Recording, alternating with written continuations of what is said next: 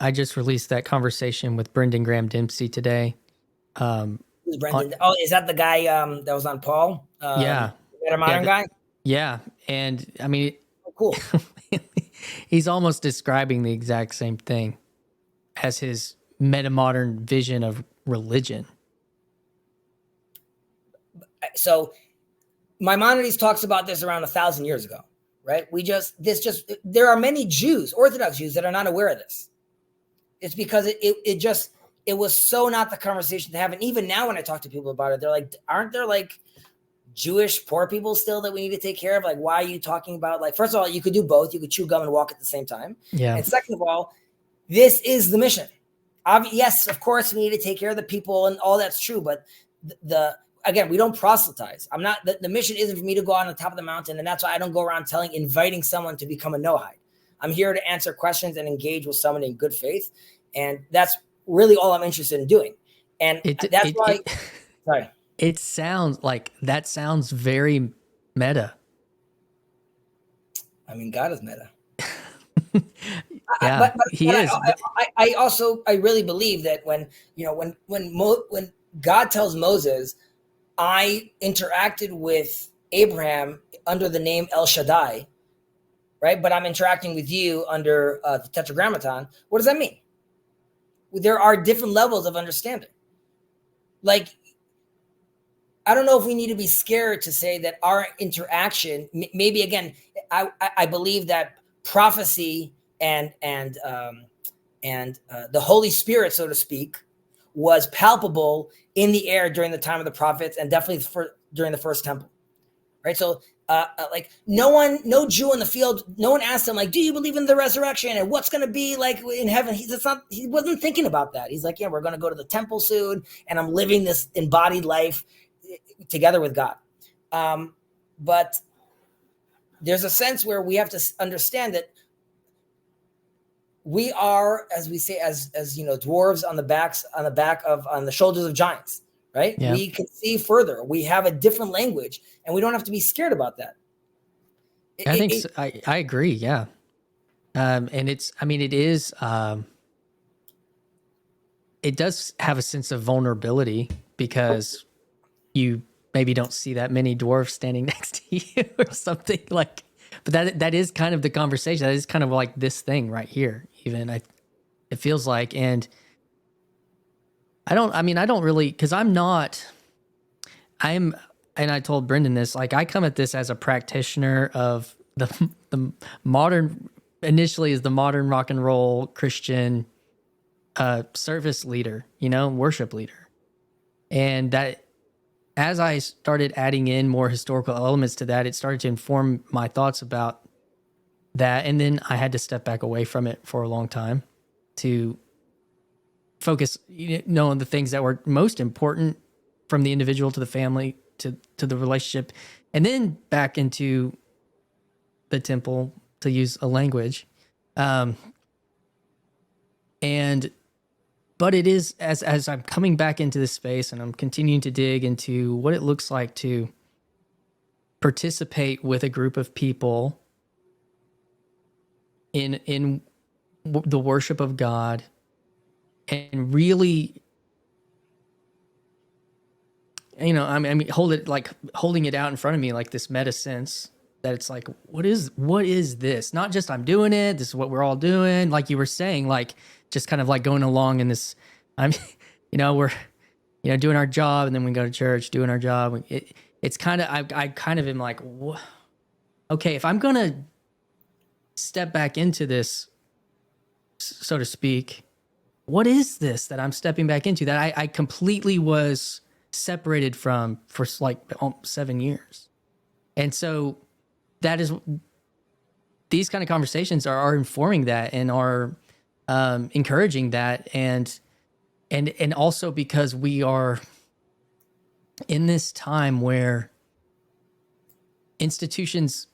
faith in the institutions are crumbling so fast every day in certain ways. So we are looking back. We're looking towards older things, towards things that have lasted a long time, and so that I feel like that's where that's what stands underneath us, and we're, learning from and being encouraged by and being hopeful for, and also building trust and care, across those lines, because it's one thing to talk about a group of people that you don't know or don't have anybody that you care about, but then to say, well, let's at least build relationship together, and we can, and that's what that sounds like. The interesting thing, so I mean, to dive into the Noahide Sure. thing. Sorry if that's kind of rude sounding. To Noahide is, so to get a clear understanding, you say, so say with my Christianity, you step into that space, they're saying, okay, well, here's the core, and this part we don't think is appropriate, namely Jesus Christ or something like that. And then but you can go back to your parish and participate. Like, I'm trying to understand what that looks like. Yeah, that's hard to conceptualize. Well, because sorry. No, that's okay. I think that's it. First, just there are opinions, right? This is quite controversial, but there are opinions. Okay, first off, just a statement as far as Jews.